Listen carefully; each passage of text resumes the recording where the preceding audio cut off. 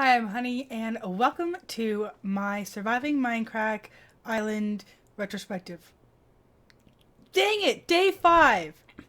I practiced that.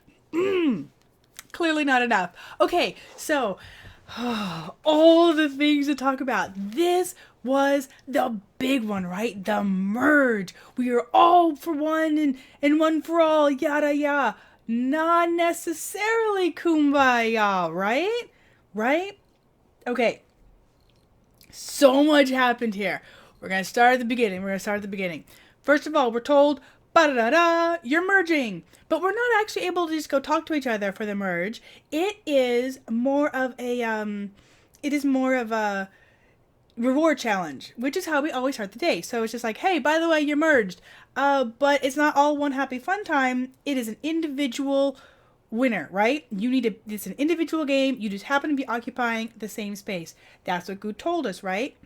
So, you go into this thing and I'm still on really high spirits, and they start us off with a parkour challenge from hell. Oh my goodness, it was such a pain in the butt. Now the guys went in there and they just ripped it up. Like the Mindcracker guys, they went in there and they tested this out, and they were like, yay, Sano, bam, first try. I think we were told Etho, at some point we were told Etho did it in like 30 or 40 seconds or something ridiculous like that. And the rest of us were like, oh, this is tiring. Oh, we're sore. Oh, mental fatigue. And I want to bring up that point. Remember, at one point, it's on the official episode, and it's in my view as well. Brian says, "Hey, mental fatigue is strong. We've been going at this 8 hours. I bet you guys who did it weren't already at it for 8 hours." And Dyer mentions mental fatigue really being something that was weighing on him at this point. And I think it's really important that we talk about that. And add an hour. Because we were all gathered an hour before the recording was set to start. That's just kind of how it is. Hey, the UHC that's coming up, we need everybody to be gathering about 30 minutes beforehand to be sure that everybody's there, there's no technical issues, mics are all good, etc. We were asked to be there an hour early. So this didn't happen the week before like it was supposed to, the weekend before. So we are all there an hour early, bells on, come on, servers, come on, make it happen, right? And so we're already there. Our backs are aching. Our butts are tired. We're hungry. We're fussy. Everybody's been stressed and strained and pushed. And I actually think that added a huge amount of tension and atmosphere to this particular game that would have been completely lost had they said, hey, we're going to record for 2 or 4 hours today, and we'll get back together in 2 days and schedule every Tuesday after that.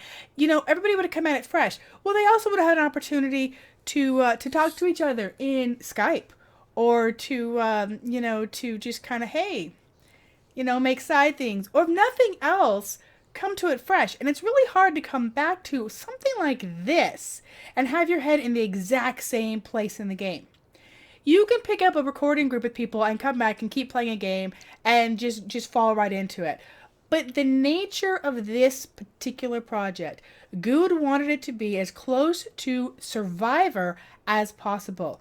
And think about Survivor. You have a group of people who are isolated. They're taken away from everything they know, from all their creature comforts, and they are under stress and strain, and that comes into play with their attitude, with how they handle that lack of sleep or food or whatever.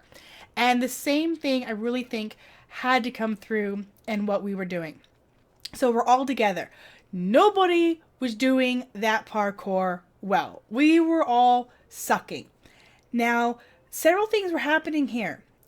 They eventually gave up and gave us blocks, a block each, to just end it and move on, right? Somebody make it onto the ship and let's move on.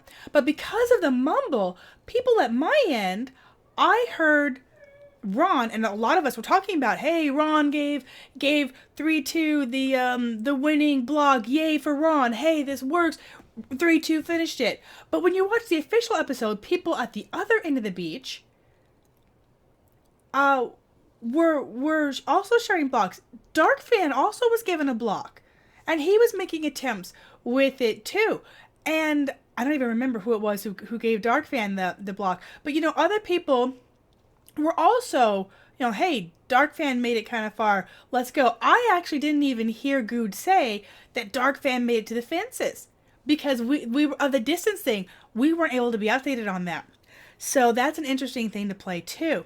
So we're all fatigued. It actually took cheating blocks in and then sharing blocks so that the person who finally won it had two blocks, theirs and Ron's. And I don't think that really went against Ron in any way. I know for me personally, it was like, yeah, awesome. That's fabulous. You did a thing. You got us through. You were selfless and you got us through that. Excuse me. I don't think that went against, anybody. I mean, some people may have been like, oh, well, hey, there's an alliance there. I didn't really take it as an alliance. I took it as, yo, I have a block still. Can we end it? And I think everybody overall was pretty happy with that. And I kind of think that was the impression that I got watching the others too. Now, another thing that happened here, and poor Good. I have actually been in a live commentating session where I am streaming maybe a UHC and I'm actually in the call with people. And it's always a fine line. I have totally derped up and accidentally given away information. I have harassed people mercilessly and I have encouraged people, and somehow it's always hard because no matter what, you're distracting. And so at even one point, Good's like, I'm just going to be quiet and let you guys just have some moments to do it. I don't even want to harass you anymore. I just want you to think and get it done, right? And we're like, oh, wait, you stopped talking? Because of the mumble, we didn't realize that. We just sort of heard him fade in and fade out. Nobody even realized that was what was happening. And we were all just sort of talking amongst ourselves anyway, so it didn't really matter. And the other really big thing that happened in this was somebody, at the time, I thought it was Vaughn. In editing, I realized that Vaughn wasn't too close to me, so maybe with Mumble it was Desi. I honestly have no idea who said it. But I got teased at one point about the oh baby, from the archery challenge. And I said, I call everybody baby, darling, sweetheart, sweets, whatever. I mean, I just, that's just how I talk. And somebody said that, well, some of us find that very condescending. And that was like a slap in my face. It was like ice water, just like, whoa. I'm so sorry. The idea, the other side of the coin, the other end of how I talk, the idea that somebody on the receiving end would actually be offended by that really, really stunned me. I had no idea. I didn't mean it that way. I try to talk to everybody like you're my family. Whether you're somebody that I just met. I get teased because I make friends everywhere I go because I just talk to people. The same as I do, the same as I do my own kids or whatever. So anyway, it was an interesting sort of a thing because all of a sudden it was like, oh crap. I wonder if that's how Red Side perceives me. I wonder if that's how they're talking about me. And right now, bam! Here comes gravity, snap back to reality. Oh, I'm on the chopping block again.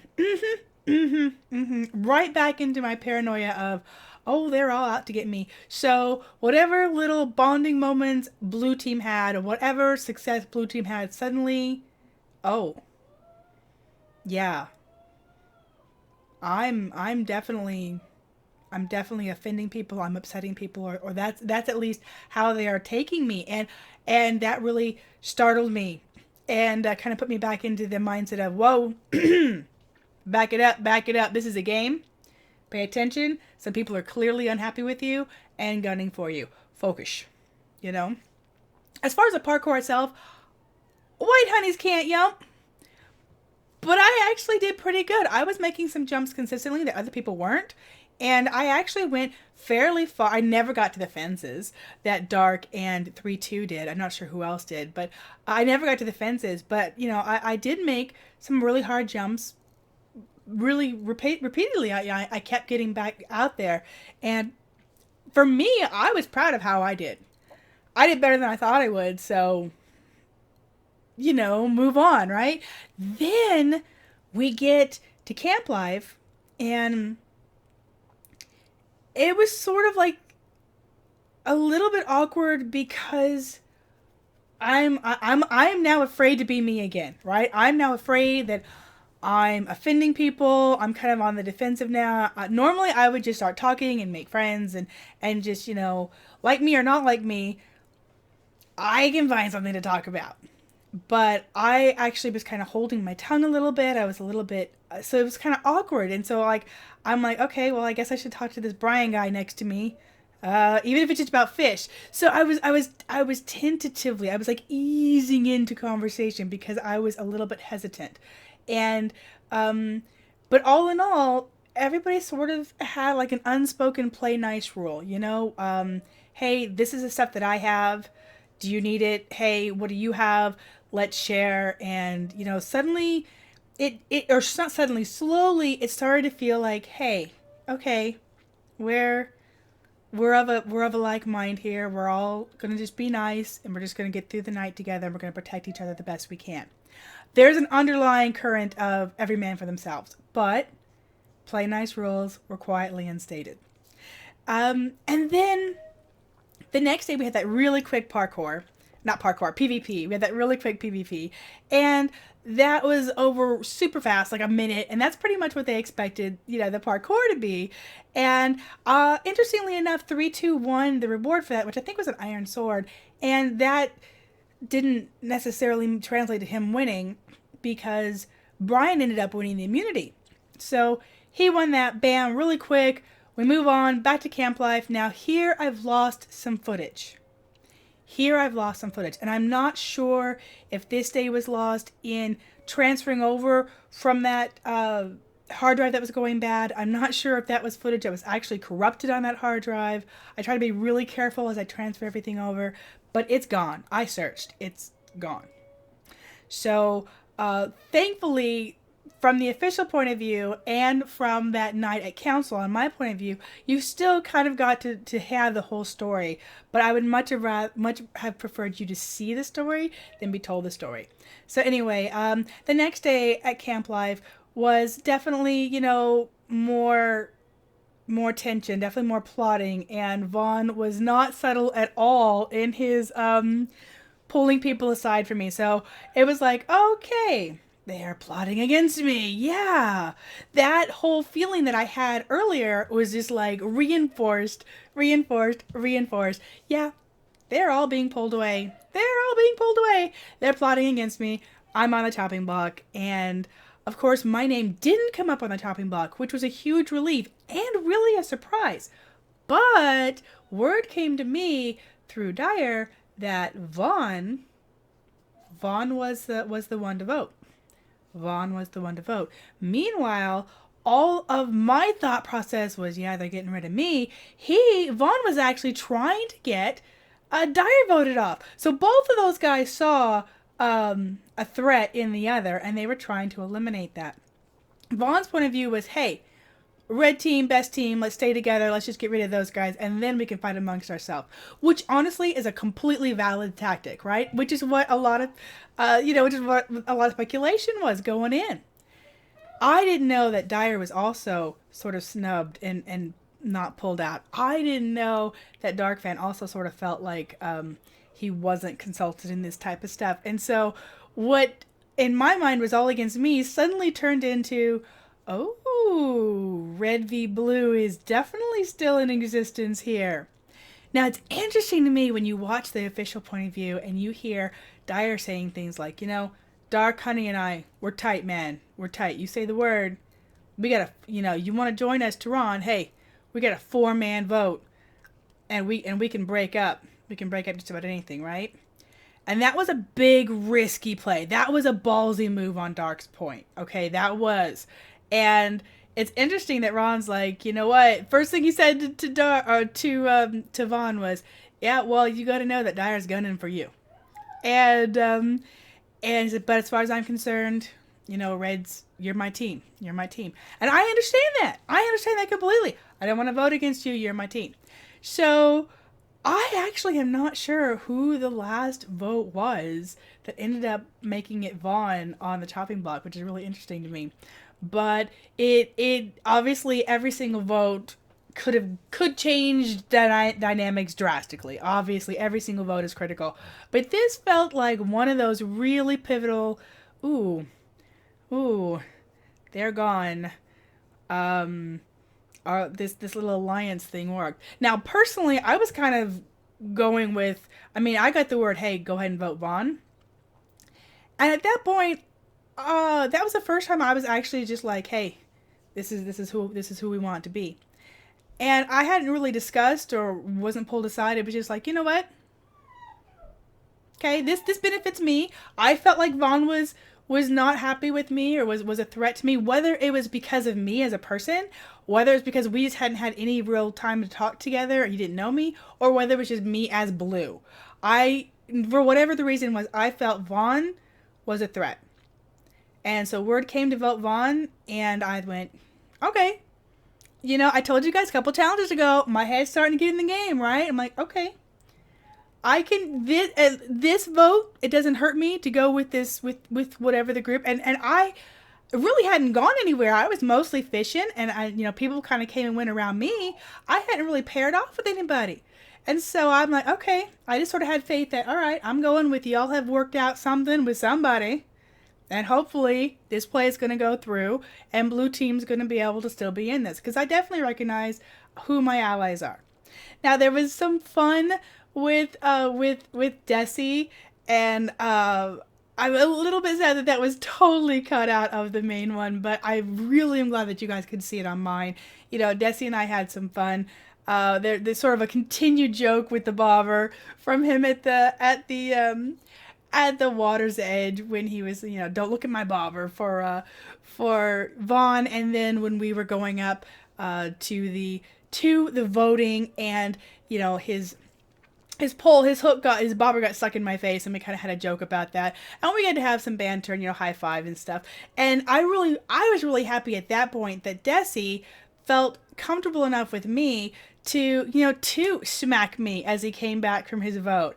Now, Desi doesn't know that, hi, I'm Honney. I'm prone to the smackage. I'm the one with the shirt that says, I didn't slap you, I high-fived your face, right?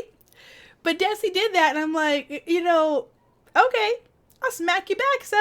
And, we kind of had that banter back and forth, and that was a lot of fun. And I really kind of felt comfortable with that. So like I said, there were some people that we were chatting with and kind of I got to talk with that felt like, hey, okay, we're solidifying as sort of a team. And then there were some people that I definitely felt were holding me at arm's length for whatever reason. And so there you go. That's kind of my perspective on the day's events and how I was feeling at the time and how all those things kind of came to be. So very, very interesting day. A lot of stuff happened. I was looking forward to this day coming around. The last day too, where we finally got to win, but this one where we got the merge and some of the little games start kind of coming through. So shh. Anyway, so that's my 2 cents. I hope you enjoyed it. Thanks for watching, guys. Till next time. Bye.